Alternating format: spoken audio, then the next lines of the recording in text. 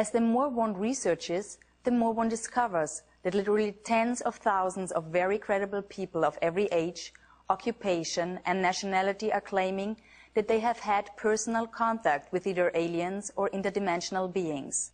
Credible researchers now say that as many as 60 different species of intelligent, superconscious beings have been interacting with humanity for millions of years.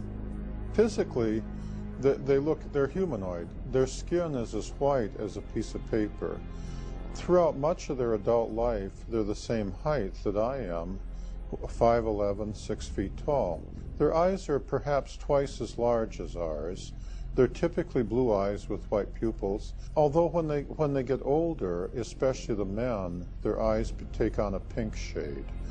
Their eyes stretch further around the sides of their head than human eyes do, and their ears and their nose are only about half the size of human ears and noses, and their ears lay back along the side of their head more than a human does. Their lips are not as prominent as humans, and they don't have teeth, they just have ridges, because they're plant eaters, they don't eat meat. How can we know for sure exactly how many extraterrestrial races are visiting us or interacting with humanity?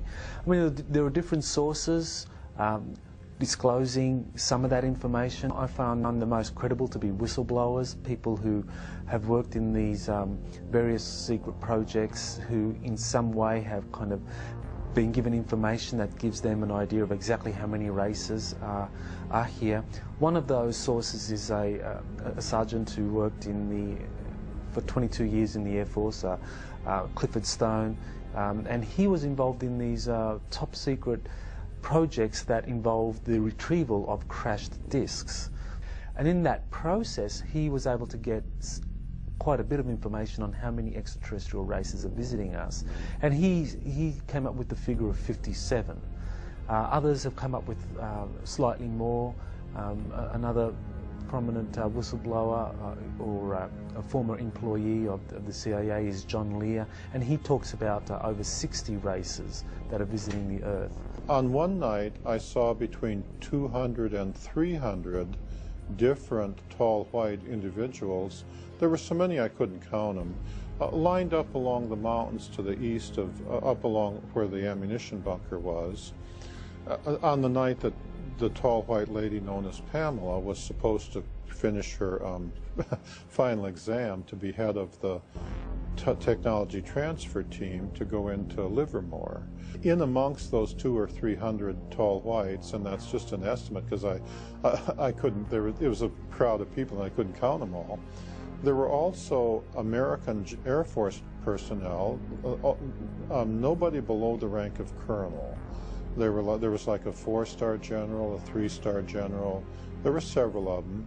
There were also several American government people in civilian clothing over there.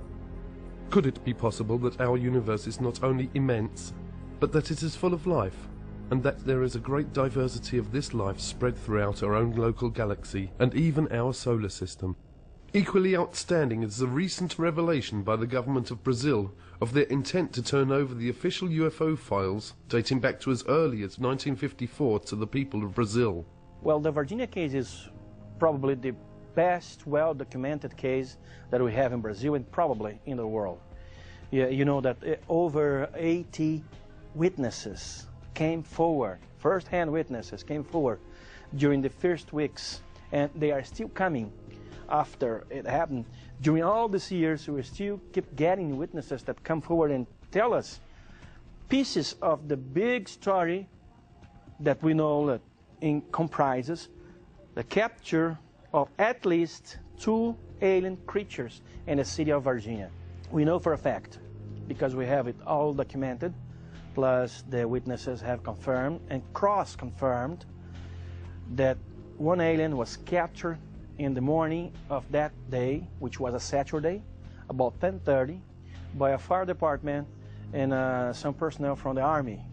Another creature was seen at the same day by middle afternoon by 3 girls.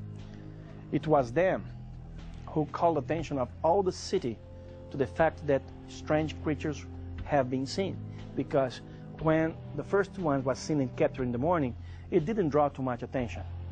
But at the afternoon, when the girls saw another creature and then spread the word to everybody, we saw the devil, that's what they thought they saw. That night of the Saturday, January 20, 1996, that second creature, probably the same one saw by the girls, was also captured by a police troop, a police car, actually a military police car with 2 policemen inside. The one who was sitting in a passenger seat was Marco Elixerezi, and he was lucky enough to be the one who spotted the creature and grabbed it with his own bare arms, bare hands, got back to the car, put the creature in his lap, and took it to the hospital. 25 days after that, he died on February 15 of some bacteria attacks, proving that his immunodeficiency system was absolutely destroyed. And army personnel and authorities kept it all secret for lots of time until the UFO researchers started protesting along with the press, and we did so much pressure that eventually information was released about it.